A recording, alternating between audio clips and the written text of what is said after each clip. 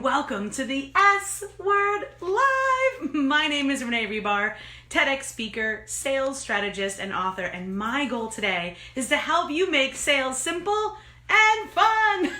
Today I'm talking about 4 big issues that I see super smart women having when it comes to making sales today.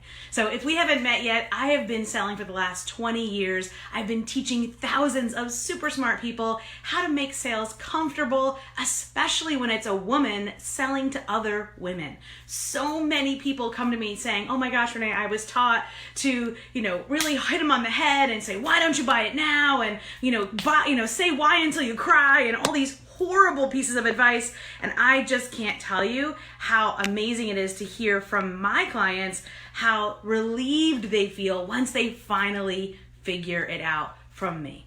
Because it honestly, truly does not have to be hard or scary or pushy. There are so many ways to sell without selling. And I talk about this a lot in my programs. You'll hear my students talking about it as they talk about sales. You'll hear my clients talk about it as they share their business with you. That it truly is about selling without selling. And it just warms my heart to hear so many people that I've touched their lives and helped them. So say hello as you join. Hello, Pamela. Hello, Yael. Hello, Lori. I am so excited to see you here today. And I am going to talk about these 4 big things. But before I do, I want to share this story with you. There was a super smart woman. She had been an educator. So she had been a professor at a university, and not a full-time professor, but that was one of her roles. She was paid as a professional writer, and she also had run lots and lots of workshops. She had done lots of work, done so well. But she had never been responsible for the selling side of her business. Have you guys relate to that, where you spent years, decades maybe even, working in your profession, spending time mastering your skills for someone else? So they hired you because of your expertise. You worked on your professional development. Is that true for you? Hey, Mon, how are you? Say hello as you join. Where you spent years developing your professional skills, but you weren't necessarily the one to be in charge of the selling. And then that day came and something happened. Maybe you just wanted to have more freedom. Maybe it was you had your 4th kid. Maybe you got married and had your first. Or maybe you just decided you wanted to travel the world and live the laptop lifestyle. So whatever that might be, in this particular case, she just had that kind of Plato Aplomo moment, like, okay, that's it, I'm done. I'm hanging up my own shingle, I'm going to consult. I'm going to teach other people to do what I have learned to do. So she comes to the internet space, creates her business, and she's putting out offers, but nobody's buying. And then I meet her. And here are 4 of the main things that we discussed. Now, I want to say that the 4 things I'm about to share with you aren't only happening in the past, but they're happening constantly. I have an amazing group of women that I constantly work with, students in my programs and services, women in my mastermind, women that I work with one-on-one, big corporations and local seed-based companies. The goal here is that you take this information and you go, I get it. Okay. So first one, let me know first of all, if you have professional experience and now you're hanging up your own shingle and now is your time. So as you tell me that, I'm going to go into the first one. The first thing is this: most people suck, let's say, at asking questions.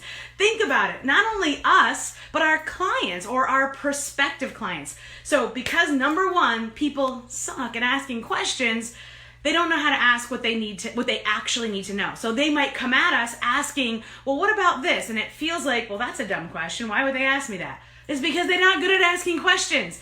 And ultimately, many of the women that I begin to work with aren't good at it either. But they've had inquiries. They've had, in essence, I hate the word, but like leads come in. Because when you say someone is a lead, you all of a sudden kind of depersonalize it. And selling is very personal, especially when you're a woman selling to other women. It's very personal. It's not transaction, unless you're totally at arm's length and it's all digital. But most of the women I work with are working for one-on-one with women, or they're doing done-for-you services. So that being said, the number 1 thing is people suck at asking questions. So when they get a question and it seems off color, off base, they're like, well, why are they asking me that? And then they blow them off.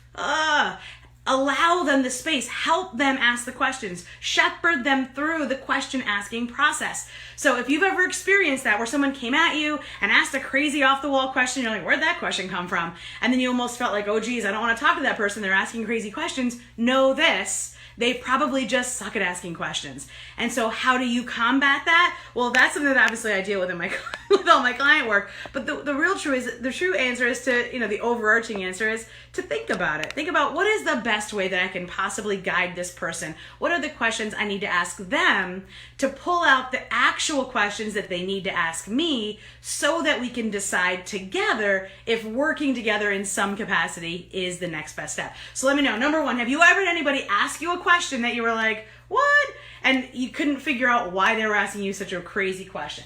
Let me know. I'm in the comments here. I've got my handy dandy technology here today. The second thing that people always, oh my gosh, I had this one written down, is when I work with smart women, oftentimes they start making decisions for their clients or potential clients before they actually ask.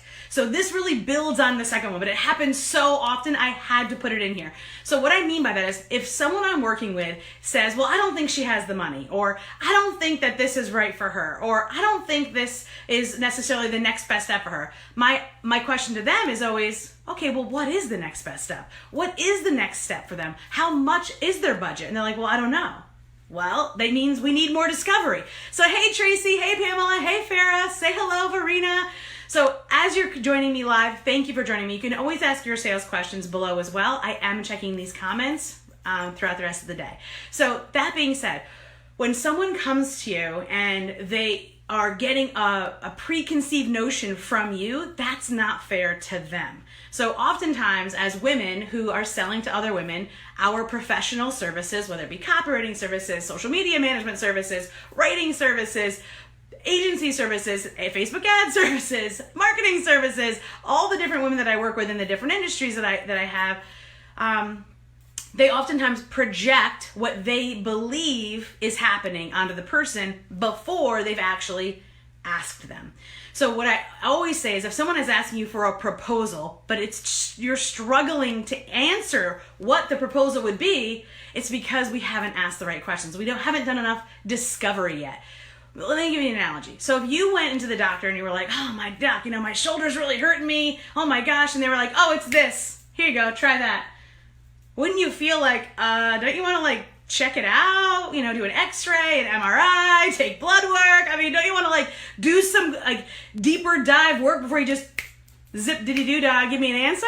Right. So that's what I'm encouraging you to do, is play that role of the doctor and don't just assume that the person that you're talking to has a specific need. Don't assume that they have a specific budget. You have to ask. So that builds off the first one. And the second one is don't make decisions for your customers or potential customers or clients or potential clients. Ask them questions. Hello, Farah says, oh my gosh, making decisions for people without asking. Yes, exactly. Tracy says, wow, never thought about it like that. Thank you. Yes, Tracy, it happens to the smartest people. Okay, here's number 3. Oh, and this one comes up all the time. Too fast, too soon. So when I start to work with a woman, usually she's super excited. She wants to get good at sales. She's ready. And so I teach her the basics or she takes one of my courses or programs and she's like, all right, yeah. And then she goes out there, but she goes too fast, too soon.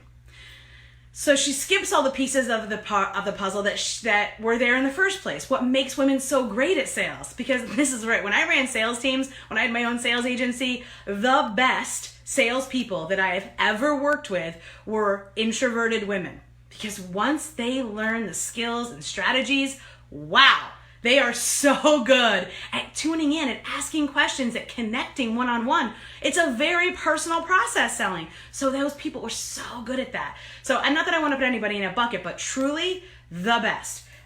So they don't go too fast too soon. So what I mean by that? Going too fast too soon, being like, hi, how are you? Here you go. No. So once they learn the strategies and techniques and the sales scripts, they just want to blast it out to everyone. The bottom line is this: selling is a process. No one will care what you have, even if it's the best, juiciest, exciting bricks of gold, literally. And if they don't know who you are, or believe in who you are, or believe that you have the actual authority to give them this answer. So on the internet, we talk about know, like, and trust, right? So there was an example that my sales manager gave us back in the day. My goodness, back in the mid 90s, we were working in Midtown Manhattan. That was where the office was, 39th Street between 5th and 6th. And he was like, it doesn't matter what territory you're in. It doesn't matter what campaign you're on. He's like, you just need to go out there and build a relationship with people, and then you can make them offers. And we were all like, no, just give us the best territory. Just give us the best territory. He's like, all right, what's the best territory? We're all like, Times Square, that's the busiest place, has the most offices. Those are the businesses we want to connect with. They're the busiest, they're the fastest moving, they're going to have the money, they're going to have the employees that we need to sell the products and services that we were out there selling for in the telecom industry at the time. He's like, all right, fine. He's like, I'll one-up you. I'll give you dollar bills, $20 bills. Here you go, give them out. See if you can give them out to people. If you can give them all out and be honest, I will give you $100. And I've told this story before. Some of you might have remembered it. Not one of us did it. Not one of us could do it. Because even if we're handing out literally free money, here you go. We couldn't say anything. That was the difference. We couldn't build a rapport. We couldn't tell them why. We couldn't tell the story. We couldn't share anything. And that's part of selling without selling, is telling stories, sharing your story, sharing your why. We are so good at that when we allow ourselves to do it. So, that being said, it doesn't matter. Even if you're literally giving out free money, people will still be like, no. Even if they need the money, they're like, no. Truly, relationship building is key. So too fast, too soon, avoid that. That's one of the biggest problems. And then, oh my goodness, this one. Okay, this is the fourth one. It's the quick win problem. I have so many clients who have come to me who have said, oh, I just want to give them a quick win. Okay, well, first of all, true transformation takes time. And unless you're in a transaction business, it's not really the goal. But what I've come to realize, and this is something that I think a lot of women discount, is that a quick win can come in a way that most people don't realize. So let me ask this question. Do you have a family, I'm sure you do, or friends that are close to you that no matter what you say, you're like, you never listen to me? Right? You're like, please listen to me. And you don't feel listened to, at least all the time, right? So if that's the case, truly you're one of many. You're in the club, because most people go through life, are day in and day out. People just aren't listening to us. So when I get on the phone with someone, or when I'm teaching someone to talk to a potential client, the quick win, that big hurdle, can be overcome by truly listening. Right? So the quick win can be done by asking the right questions, by truly connecting with them, by building the relationship, by avoiding these big block issues that I've just broken down for you, so that we can truly connect. So it's not about that hardcore sales, I'm going to force you into something, you're going to get it because I made it so enticing. Instead, it's a two-way street. And this allows us to have that quick win where it's truly just us reflecting back to them. Most of the time on the initial sales call, and again, I'm not always a one quick call kind of girl. I like to develop a relationship. I like to talk to people long term, because even if we don't end up working together initially, everybody we get on the phone with is always a connector, a collaborator, or a client, and oftentimes one becomes all three over time. So that quick win is that reflection, that here's what I heard you say. You said this, you said that, you said this is your budget, this is your timeline, this is what you're trying to accomplish, this is what you've tried, this is what hasn't worked, this is what has. Is that what I'm hearing you say? That, my friends, is gold. These are the big block issues that so many women come up against. If you have heard this today and you have identified that these are issues that you're also experiencing, click the link and let's continue the conversation. Have a great day. Thank you for coming to the S Word Live show today. I'll see you guys next week.